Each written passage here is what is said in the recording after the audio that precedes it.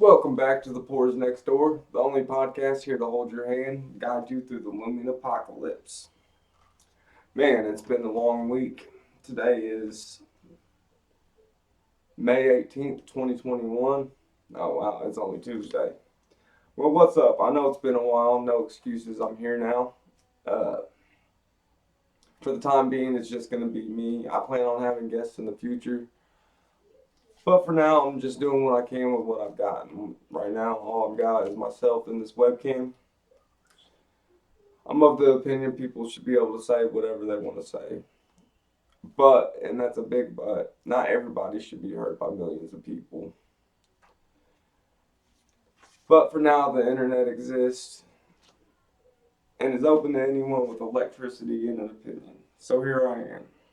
I also want to say that this podcast is for entertainment purposes only. Nothing I say should be taken as fact or as financial advice. Currently, I'm still poor, but I've been working tirelessly trying to solve that problem.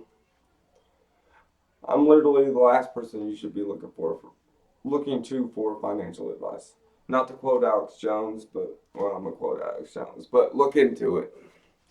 If you don't know who Alex Jones is, it's probably because he's been memory hold from the internet. Now, if you don't know what memory hold is, you should probably read 1984. You should probably read 1984 anyways, just because some of the stuff going on today in the world is eerily going in that direction, and it's slightly terrifying. Now that that's out of the way, let's dive right in. The first part of this journey, we're going to swing by the zombie wasteland that is social engineering. Well, I mean, social media.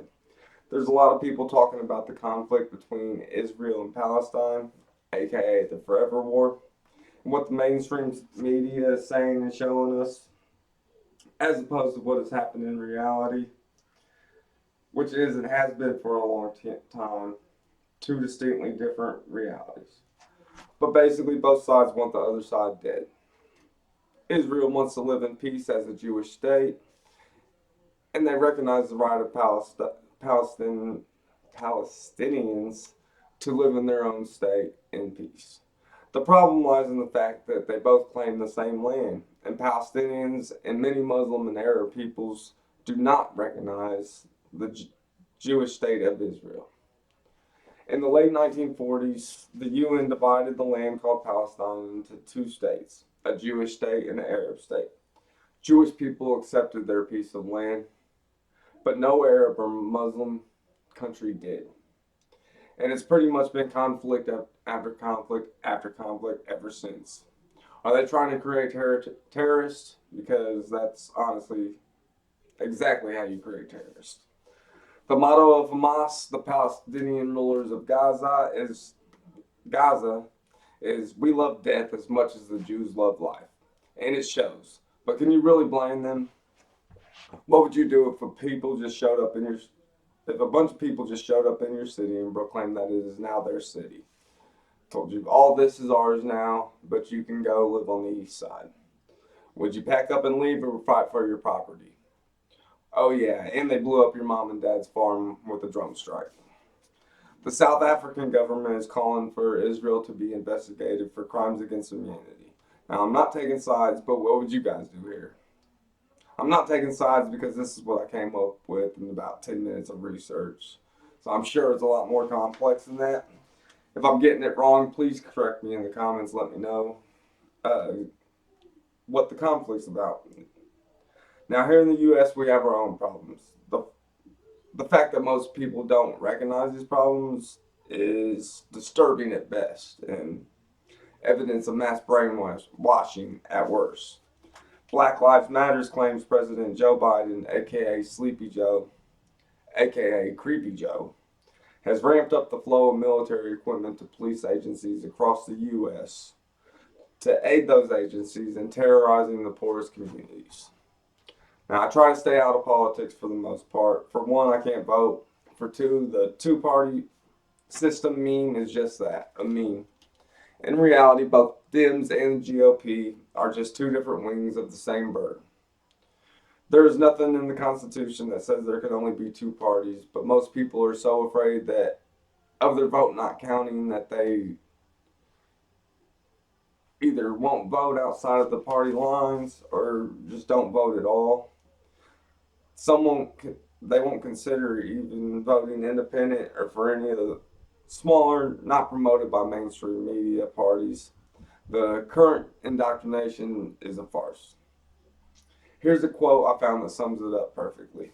The difference between mafia and government: the mafia does not have a 15,000-hour system of indoctrination during your formative years to convince you its activities are something other than organized crime.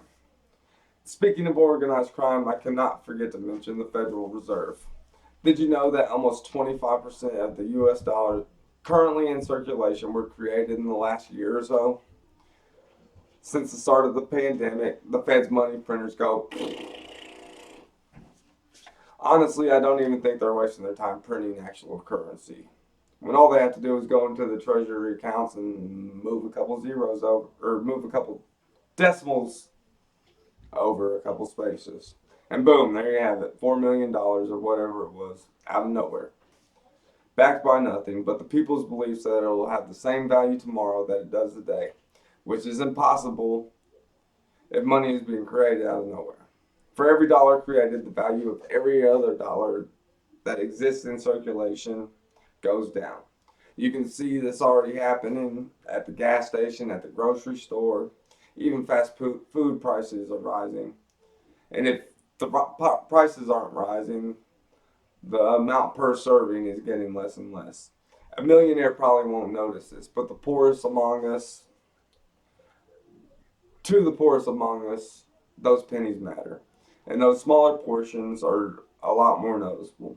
I started to notice these changes around a year ago and began looking into ways to hedge my small amount of savings against inflation. The search led me first to the stock market.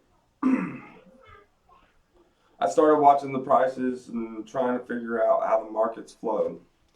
Bought a very small amount of a couple different stocks and kind of lost interest. It got a little boring, honestly, and paid less and less attention to it until all the stuff with the GME and AMC happened.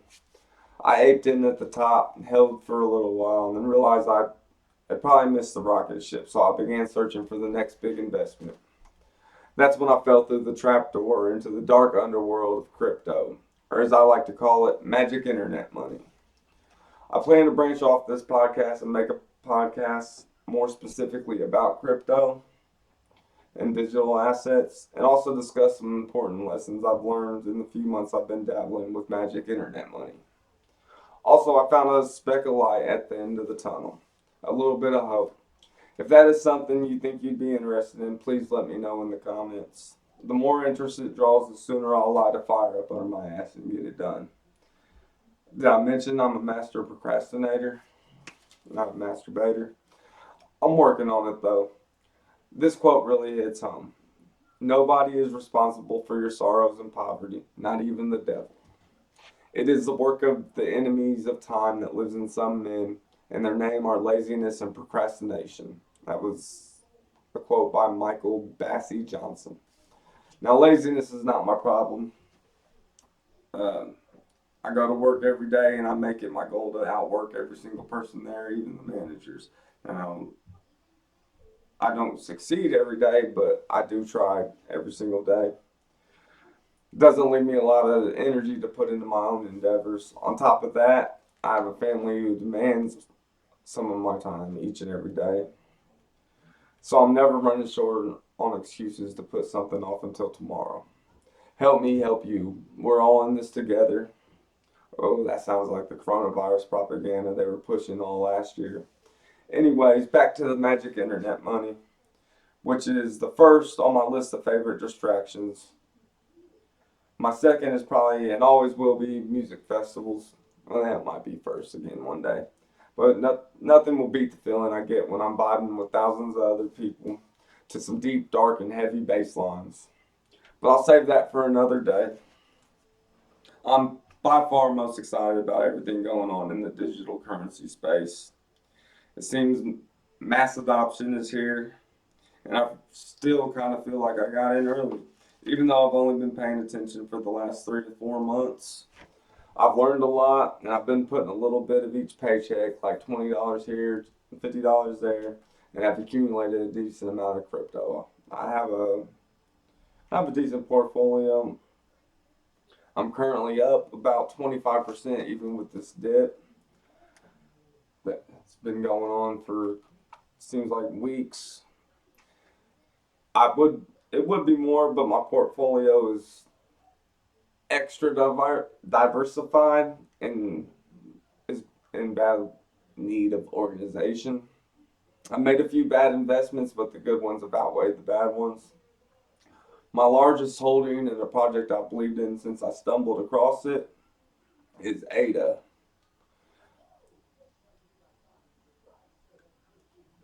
And on ADA, in the last 3 months I've doubled my investment. Also, I put 25 bucks into a crypto called SafeMoon and 10x on that. So those, as of now, are covering any losses I may have accrued. I now plan to be a long-time holder or hodler of digital assets. And uh, the most important lesson I've learned so far is patience is key. Also, don't lose your key phrase. And the key to success is shit, we're going to need a key ring. Next, Poor's Deck Store, I want to talk about the supervillain of the 21st century, Bill Gates, his divorce, his shady dealings with Jeffrey Epstein, and ask why he's accumulating a massive amount of farmland throughout the U.S. So much so that he is now the largest landowner in the entire world. Last thing I want to leave you with is the only financial advice I will ever give you while not being a financial advisor. Never, ever, ever, ever, ever, ever buy crypto from a gas station. The gas station down the street has a BTC ATM, so I stopped to check the price. And if you were spending less than $3,000, it was marked up by 25% of the current market price. Buying more, it didn't get much better. So that's about it for now. If you made it this far, please just like and subscribe. Share this video. Help me get some exposure. I'm trying to build something here. I will slowly get better as I move. So hopefully I'll have some guests soon. Just stay tuned in and enjoy your night. Thank you.